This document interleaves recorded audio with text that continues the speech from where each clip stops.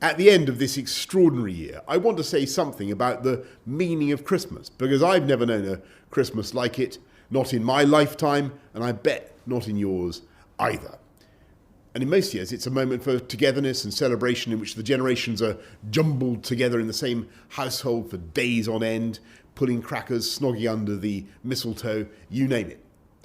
And yet this year, that is the one type of Christmas we simply cannot afford to have. And it grieves me because I think everyone hoped and prayed, I certainly did, that things could be, if not normal, then as normal as possible for as many families as possible. And yet, we have had to confront the reality of the new strain of COVID, the speed with which it spreads, and I bet you agree that we had no choice but to take action.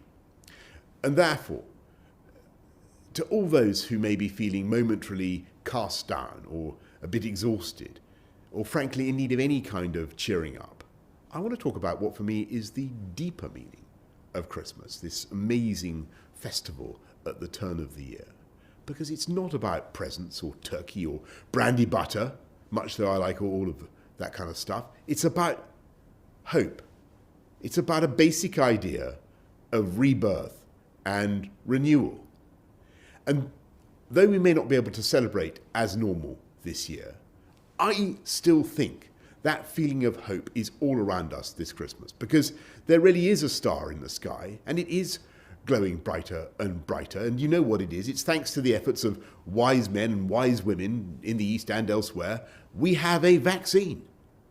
And we know that we're going to succeed in beating coronavirus, and that these privations that we're going through are temporary. And we know that next year really will be better. And we know that there will be people alive next Christmas, people we love alive next Christmas, precisely because we made the sacrifice and didn't celebrate as normal this Christmas and see them in the way that we would have done. And by the way, tonight, on Christmas Eve, I have a small present for anyone who may be looking for something to read in that sleepy post-Christmas lunch moment. And here it is.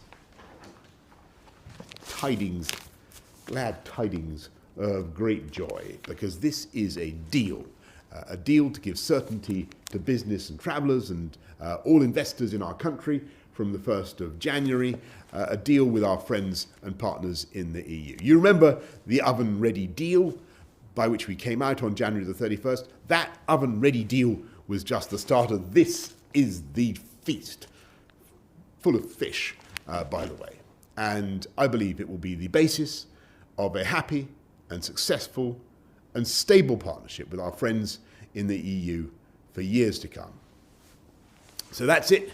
That's the good news from Brussels. Now for the sprouts, and a happy Christmas to you all.